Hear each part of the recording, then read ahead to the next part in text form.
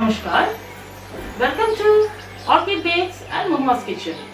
আজকে আমরা আরেকটা ডিশ শেয়ার করব আমি, যেটা গরমের দিনের জন্য সত্যিকারের আরামদায়ক খাবার, আম মাছ।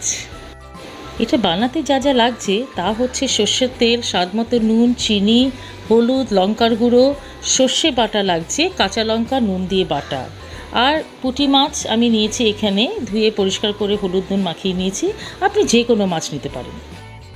আর লাগবে হচ্ছে কাঁচা আম। আমার এখানে কাটার পর দেখলাম কাঁচা আমটি হলুদ হয়ে গেছে, কিন্তু টকটা কিন্তু আছে, তাই আমি এটা দিয়ে বানিয়ে ফেলি। এবার আমি একটি পাত্রে 1.5 কাপ মতন জল নিয়েছি। আমার ঝোল বানানোর জন্য যতটুকু প্রয়োজন আমি অতটুকু নিয়েছি, আপনাদের বেশি লাগলে আপনারা নেবেন। এতে আমি 1 টিস্পুন মতন সর্ষে বাটা দিয়েছি।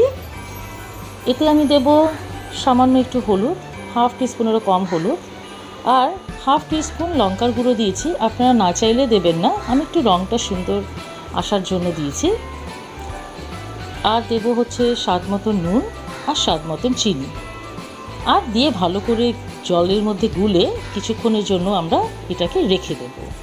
এতে কি হবে না, সর্ষে বাটার ছাঁকাগুলো নিচে পড়ে থাকবে, উপরে জলটা ভেসে আসবে। এতে আমাদের পেট ব্যথারও কোনো ঝামেলা থাকে না, ছাঁকাগুলো যায় না ঝোলে, আর ঝোলটাও সুন্দর দেখতে হয়। টিপসগুলো কেমন লাগছে জানাবেন প্লিজ কমেন্ট বক্সে। আমি মাছ ভাজতে দিয়েছি। এখানে আরেকটা টিপস দিই, মাছ ভাজার সময় যদি আপনি গরম তেলে সামান্য নুন ছড়িয়ে দেন, তাহলে মাছ লেগে যাওয়ার ভয় থাকে না। আমার মাছ ভাজা হয়ে গেছে, এবার আমি তুলে নিলাম। এবার আমি আরেকটি কড়া নিয়েছি, কারণ ওই কড়াটা আমার শুধু মাছ ভাজার জন্য, তাই আপনারা ওটাতেও করতে পারেন, মাছ ভাজার তেলেও করতে পারেন। আমি এখানে 1/2 টিস্পুন মতন সর্ষের তেল নিয়েছি, বেশি তেল লাগে না এতে। আর সর্ষে ফোড়ন দিয়েছি। সর্ষে যখন ফাটবে তখন আমি একটি কাঁচা লঙ্কা দিয়ে দিয়েছি, আর কাঁচা লঙ্কা সুন্দর গন্ধ বেরোলে তখন আমি এই কাঁচা আমগুলো যেগুলো কেটে রেখেছি সেটা দিয়ে দিলাম। স্বাদ মতন আম দেবেন আপনার যতটা প্রয়োজন। আমার আমটা প্রচণ্ড টক, তাই আমি কিছুটা আম দিলাম। এবার আমি এটাকে ভালো করে নাড়াচাড়া করে কিছুক্ষণ, মিনিট খানিকের জন্য নাড়াচাড়া করে আমি এবার এতে আমার সর্ষে বাটা জলটা আস্তে করে, যেটা আমি রেস্ট করতে দিয়েছিলাম কিছুক্ষণ আগে বানিয়ে, আস্তে করে আমি এটাতে ঢেলে দেবো। ছাঁকাগুলো দেখবেন একদম যাবে না, ছাঁকাগুলো পড়ে থাকবে। আমার গোড়াটা একটু হয়েছে, তাই ওখানটায় রয়ে গেছে একটু, তাতে কোনো অসুবিধে নেই। আমি ঘুরিয়ে ঘুরিয়ে এভাবে দেবো। দেখুন ছাঁকাগুলো এখানে পড়ে রইলো আমার। ছাঁকাগুলোই বলে আমার শোনা কথা, আমি জানি না। অনেকে বলে সর্ষে বাটাতে পেট কামড়ায়, এইটাতে হবে না। এবার ঝোলটা যখন ফুটবে, আমগুলো সেদ্ধ হবে, তখন আমি এতে মাছগুলো দিয়ে দেবো।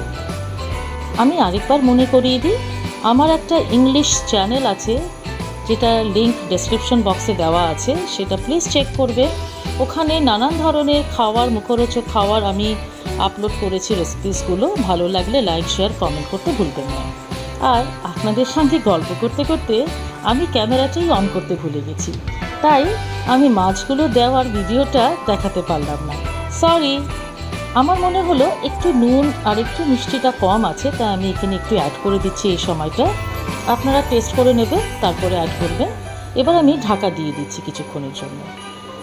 মিনিটখানেক ঢাকা দেওয়ার পর ঢাকনা খুলে এবার মাছগুলোকে সাবধানে উল্টে দেবো একটু।